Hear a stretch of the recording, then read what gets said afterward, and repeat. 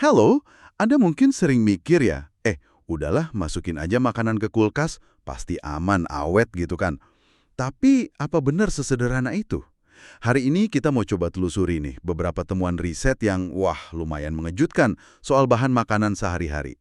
Ternyata ada loh beberapa bahan yang perilakunya bisa berubah, malah jadi kurang baik kalau kita simpan di kulkas. Iya, betul sekali. Kadang kita nggak sadar ya. Coba bayangin deh, ada makanan yang pas didinginin malah bisa menghasilkan zat yang kurang oke, atau nutrisinya hilang. Bahkan ini nih yang menarik, ada perubahan sampai level genetik. Wah, itu dalam banget ya, sampai genetik. Iya kan? Nah, kalau kita tanpa sadar salah nyimpen makanan bertahun-tahun, gimana ya efeknya ke tubuh kita? Oke, jadi berdasarkan sumber-sumber yang kita punya nih, kita bakal fokus ke 4 tersangka utama. Tomat, terus madu, kentang, sama bawang putih. 4 bahan yang umum banget ya di dapur. Banget. Dan khusus kentang, ini ada info penting banget yang sering kelewat, apalagi buat Anda yang punya anak kecil di rumah. Jadi, misi kita kali ini ya, kita bedah bareng-bareng gimana cara simpen yang benar menurut sains, biar kita lebih melek gitu soal isi dapur sendiri. Mari kita mulai penelusuran mendalam ini ya. Siap, mari kita mulai. Oke, kita mulai dari yang kayaknya paling sering jadi korban kulkas nih, tomat. Ah iya, tomat. Banyak dari kita kan, beli tomat, ya udah langsung aja masuk laci kulkas. Tapi ternyata, dampaknya itu bukan cuma soal rasa sama aroma ya, yang katanya bisa hilang sampai 70% lebih itu. Iya, itu dampak yang paling terasa langsung memang. Tapi lebih dari itu. Nah, sumber ini nyebutin ada studi dari Universitas Florida. Katanya pendinginan itu bisa menghentikan aktivitas lebih dari 500 gen di tomat. 500 gen loh, gede banget itu angkanya. Signifikan sekali. Dan yang paling bikin kaget dari temuan itu ya, perubahan genetik ini tuh sifatnya permanen. Hah? Permanen? Beneran. Iya, permanen. Artinya, meskipun tomatnya Anda keluarin lagi ke suhu ruang, gen-gen yang tadi mati suri itu nggak bakal aktif lagi. Wah, Jadi sekali kena dingin, ya udah, cetak biru tomatnya itu udah berubah. Terutama gen yang tugasnya bikin senyawa volatil, yang ngasih aroma khas tomat itu loh. pantesan kadang tomat dari kulkas hambar ya. Betul loh. Secara biologi kan tomat itu tanaman tropis ya, dia nggak didesain buat suhu dingin. Kalau di bawah 13 derajat Celcius, metabolismenya langsung drop. Masuk mode kayak, bertahan hidup gitu. Produksi aroma anjlok sampai 70%, kadar gula alaminya juga bisa turun sekitar 20%. Belum lagi, kristal es mikro yang kebentuk di dalam selnya pas dingin itu ngerusak dinding sel. Makanya tomat dari kulkas sering lembek, teksturnya agak gimana gitu kayak bertepung. Gila, perubahan genetik permanen cuma gara-gara masuk kulkas. Ini bener-bener ngubah cara pandang saya soal nyimpen tomat sih. Jadi, kalau kita pengen tomat tetap enak, wangi, dan ya utuh gitu secara genetik, gimana cara terbaik nyimpannya? Apa cukup di luar aja? Intinya sih gitu ya, suhu ruang itu habitat terbaiknya. Tapi ada beberapa tips nih biar lebih maksimal. Oke, gimana tuh? Coba deh letakkan tomat dengan bagian bekas batangnya itu ngadap ke bawah. Oh, yang ada lekukannya itu ya? Iya, katanya sih itu bisa bantu ngurangin penguapan air dari situ. Jadi tomat nggak cepet keriput. Terus hindari matahari langsung, ya jelas ya biar nggak cepet matang. Tapi jangan di tempat gelap juga. Nah iya, jangan juga di tempat gelap total, sirkulasi udara juga penting. Dan satu lagi kesalahan umum banget, jangan disimpan di kantong plastik ketutup. Oh, kenapa tuh? Biar rapi padahal. Tomat itu ngeluarin gas etilen secara alami, itu hormon pematangan. Kalau keperangkap di plastik, konsentrasinya naik drastis, tomatnya jadi cepet banget busuk. Masuk akal. Kalau di suhu ruang yang pas, biasanya tomat bisa tahan 2-3 hari lah, kondisi masih bagus.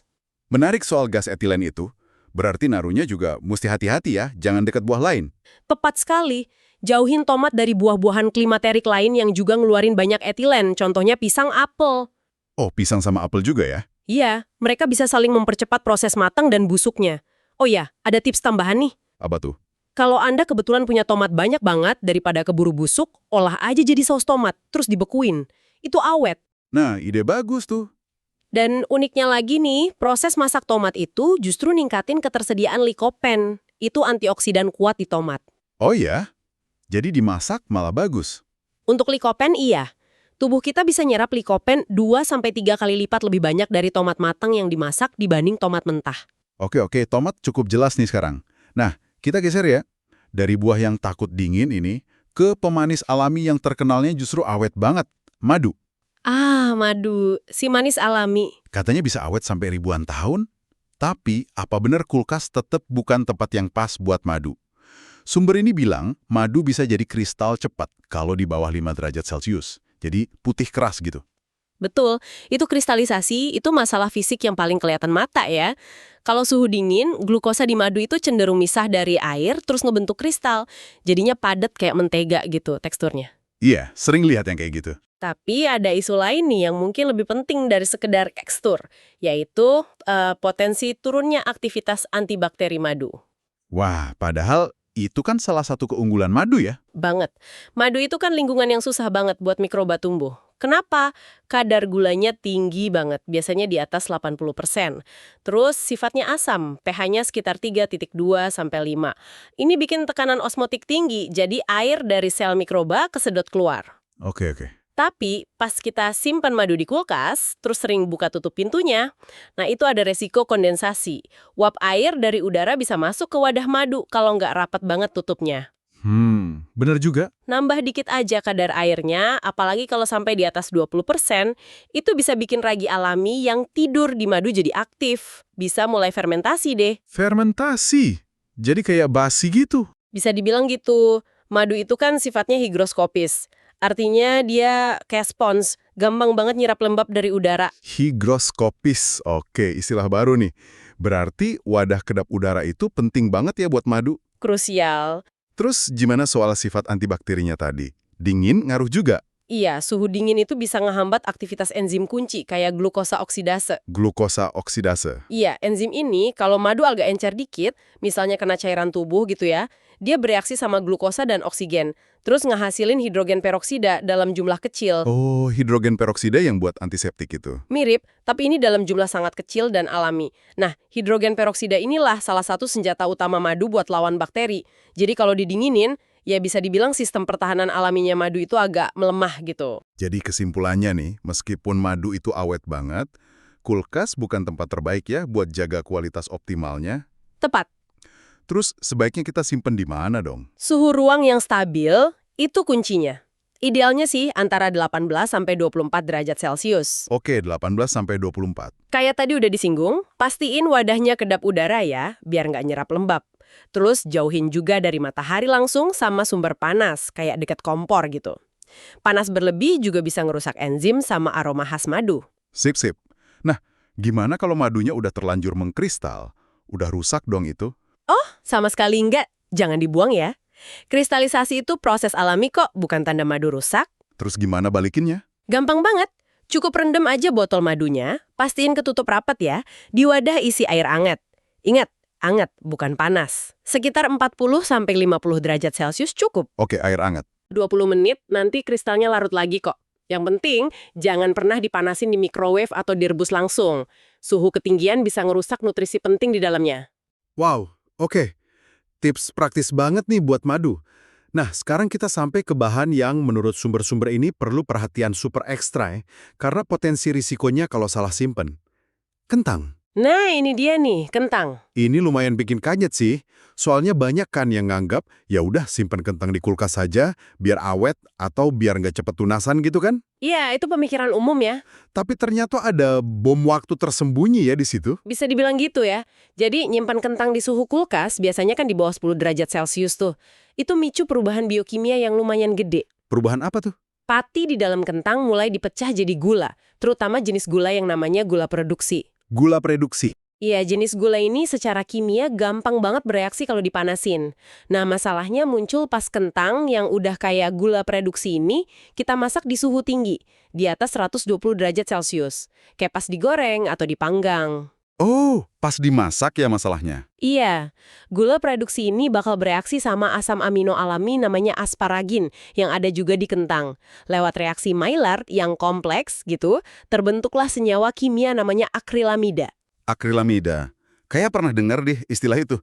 Bukan itu zat yang agak bahaya ya buat kesehatan? Perlu diwaspadai banget. Badan Internasional untuk Penelitian Kanker, IARC, itu bagian dari WHO. Mereka mengklasifikasikan akrilamida sebagai kemungkinan karsinogenik bagi manusia, grup 2A. Kemungkinan karsinogenik. Wah, serem juga ya. Ini dasarnya dari bukti kuat di studi hewan dan bukti yang lebih terbatas pada manusia. Studi nunjukin kadar gula reduksi di kentang itu bisa naik sampai 3 kali lipat loh, cuma dalam 2 minggu disimpan di kulkas. 3 kali lipat dalam 2 minggu. Cepet banget ya. Makanya, karena risiko ini, Otoritas Keamanan Pangan Eropa, FSA, itu secara jelas banget ngerekomendasiin konsumen buat nggak nyimpen kentang di kulkas rumah tangga. Oh, ada rekomendasi resminya ya? Ada. Ini jadi perhatian khusus soalnya kentang goreng atau keripik kentang kan favorit banyak orang ya, apalagi anak-anak. Paparan jangka panjangnya tentu lebih kita khawatirkan buat mereka. Ini benar-benar info krusial sih. Jadi kebiasaan nyimpen kentang di kulkas biar nggak tunasan, malah bisa bikin risiko lain pasti masak. Tepat. Selain akrilamida, ada lagi nggak sih yang perlu diwaspadai dari nyimpen kentang? Saya ingat pernah dengar soal kentang yang ijo-ijo gitu. Nah, itu namanya solanin. Kalau kentang kena cahaya, mau matahari atau lampu kelamaan gitu ya, dia mulai produksi racun alami, namanya solanin sama chakonin. Itu mekanisme pertahanan diri kentang sebenarnya. Racun alami? Iya, tanda yang kelihatan mata itu munculnya warna kehijauan di kulitnya atau pas di bawah kulit kentang. Oh, jadi warna ijo itu tanda ada racunnya? Betul. Dan yang paling penting diingat, solanin ini tahan panas. Direbus, digoreng, dipanggang, nggak bakal hilang. Wah, serius? Serius? Makanya, setiap bagian kentang yang warnanya udah ijo, itu wajib dibuang. Kupas aja bagian ijonya itu tebel sampai benar-benar hilang sebelum diolah. Efeknya apa kalau kemakan? Kalau jumlahnya lumayan banyak, bisa bikin gangguan pencernaan, mual, muntah, diare, bahkan bisa sampai gejala neurologis kalau parah. Oke. Jadi ada 2 musuh nih ya. Akrilamida dari dingin terus panas, sama solanin dari kena cahaya. Ini bikin cara nyimpen kentang jadi penting banget dong. Gimana rekomendasi terbaiknya? Tempat simpan kentang yang ideal itu lokasinya sejuk, tapi nggak sedingin kulkas. Suhu paling pas itu sekitar 12-15 derajat Celcius. 12-15 derajat, oke? Selain sejuk, harus gelap total, biar nggak kebentuk solanin tadi. Terus sirkulasi udaranya juga harus bagus, biar nggak lembab dan nggak cepet busuk. Wadahnya gimana? Pakai apa? Kantong kertas yang ada lubangnya, keranjang anyaman, atau kotak kayu yang nggak ketutup rapet itu bagus. Pokoknya hindari kantong plastik deh, itu ngerangkep lembab soalnya. Jangan plastik ya, sip. Satu lagi musuh kentang di tempat penyimpanan, bawang bombay. Hah? Bawang bombay? Kenapa? Bawang bombay itu ngeluarin gas yang bisa bikin kentang cepet tunasan sama busuk. Jadi jauhin keduanya. Kasih jarak minimal 90 cm kalau bisa. Wow, sampai segitunya ya? Iya, dengan cara simpen yang bener gini, kentang yang kualitasnya bagus bisa tahan sampai 3 bulan loh. Lumayan lama juga ya. Nah, ada tips tambahan nggak pas kita milih kentang di pasar? Biar dari awal udah dapet yang bagus? Ada dong. Cari kentang yang kulitnya mulus ya, nggak ada memar, retak, atau bercak ijo tadi. Coba tekan dikit, harus keras dan padat rasanya. Jangan yang udah benyek ya. Betul. Hindari yang udah mulai tunasan atau lembek. Soal ukuran, yang sedang biasanya aman. Yang kegedean kadang suka kopong atau teksturnya kurang oke di tengah. Oke. Terus, coba timang di tangan, pilih yang rasanya berat buat ukurannya. Kalau ringan, kemungkinan udah banyak kehilangan air, udah nggak segar lagi. Sip, catat nih tips milih kentangnya. Oke, kentang udah kita kupas tuntas ya. Terakhir nih, kita bahas bawang putih. Bawang putih, si bumbu wajib. Iya, terutama yang udah dikupas kan, praktis tuh. Tapi sumber ini bilang, nyimpennya di kulkas itu berisiko ngurangin kekuatan bawang putih. Bener gitu? Katanya kandungan alisin bisa turun separuh cuma dalam 10 hari. Iya, itu resiko utamanya. Alisin itu kan senyawa sulfur andalannya bawang putih ya, yang bikin dia punya banyak manfaat kesehatan. Antibakteri, anti jamur, bantu sirkulasi darah, potensi nurunin kolesterol, plus aroma khasnya yang kuat itu. Jadi alisin ini penting banget ya? Banget! Dan alisin ini unik. Dia tuh nggak ada di siung bawang putih yang masih utuh. Dia baru kebentuk pas sel bawang putihnya rusak. Pas diiris, dicincang, digeprek gitu. Oh, pas dilukai baru muncul. Nah, iya. Kerusakan sel itu micu enzim namanya alinase. Ketemu sama senyawa alin, terus mereka bereaksi, jadilah alisin. Oke, proses kimia ya. Betul. Nah, suhu dingin di kulkas itu ternyata bisa ngehambat aktivitas enzim alinase ini. Akibatnya, ya proses pembentukan alisin jadi kurang efisien atau malah terhambat. Pantesan bisa turun separuh ya. Selain itu, lembabnya kulkas yang tinggi, sering kan 80% lebih ya, itu surga banget buat jamur. Apalagi di bawang putih yang udah dikupas dan terluka. Bawang putih yang mulai tunasan di kulkas juga rasanya cenderung lebih tajam dan pahit. Jadi bukan cuma manfaatnya kurang, tapi resiko jamur sama rasa pahit juga ya. Terus gimana dong cara nyimpen bawang putih biar alisinnya tetap oke dan awet? Kalau buat bawang putih utuh ya, yang masih ada kulit arinya, cara terbaik itu mirip kentang. Suhu ruang yang sejuk dan kering, sekitar 15-18 derajat Celcius, plus sirkulasi udara bagus. Wadahnya gimana? Keranjang jaring, kantong jala, atau wadah keramik yang ada lubangnya itu bagus. Jauhin dari matahari sama tempat lembab. Kalau gini, bawang putih utuh bisa awet berbulan-bulan loh, kadang sampai 6 bulan. Lumayan lama ya. Nah, gimana kalau udah terlanjur dikupas? Atau emang sengaja beli yang kupasan biar praktis? Apa harus langsung dihabisin? Kalau terpaksa banget, disimpan di kulkas, usahain habis dalam seminggu deh, biar penurunan kualitasnya nggak terlalu parah. Seminggu ya? Nah, kalau buat nyimpan lebih lama, dibekuin itu opsi yang lebih oke. Cincang halus dulu, campur dikit sama minyak zaitun, biar nggak kena freezer burn dan nggak ngegumpal. Terus bekuin aja di wadah kecil atau cetakan es batu. Praktis tuh buat langsung cemplung pas masak. Oh, bisa dibekuin juga ya? Menarik. Ada trik khusus nggak pas masak biar alisinnya maksimal kebentuk? Ada, ini tips penting nih. Pas Anda udah cincang atau geprek bawang putih, jangan langsung dimasukin ke wajan panas. Oh ya, kenapa? Didiamin dulu sekitar 10 menit di suhu ruang. Jeda ini ngasih waktu buat enzim alinase tadi kerja optimal, ngehasilin alisin sebanyak mungkin sebelum kena panas masakan yang bisa bikin enzimnya nggak aktif. Wah, baru tahu nih. Ditunggu 10 menit dulu ya. Iya, pas numis juga cukup sebentar aja. 1-2 menit api sedang udah cukup kok buat ngeluarin aroma tanpa ngerusak alisin terlalu banyak. Kalau tujuannya buat kesehatan ya, konsumsi rutin 2-3 siung per hari itu sering direkomendasiin. Baiklah, oke. Mari kita coba rangkum cepet ya poin-poin penting dari penelusuran kita hari ini berdasarkan sumber-sumber tadi. Boleh. Pertama, tomat. Jangan di kulkas deh, soalnya bisa ngubah gen permanen, ngerusak rasa sama aroma. Simpennya di suhu ruang. Sip. Kedua, madu. Kulkas bikin cepat kristal, bisa ngurangin sifat antibakterinya. Simpen di suhu ruang aja, 18-24 derajat, wadahnya kedap udara. Betul. Ketiga, kentang. Ini yang paling penting, jangan di kulkas. Dingin nambahin gula, kalau dimasak panas jadi akrilamida, itu kemungkinan karsinogen. Simpen di tempat sejuk, 12-15 derajat, gelap, ada ventilasi. Krusial banget ini. Keempat, bawang putih. Kulkas bisa ngurangin separuh alisinnya dalam 10 hari, apalagi yang kupasan.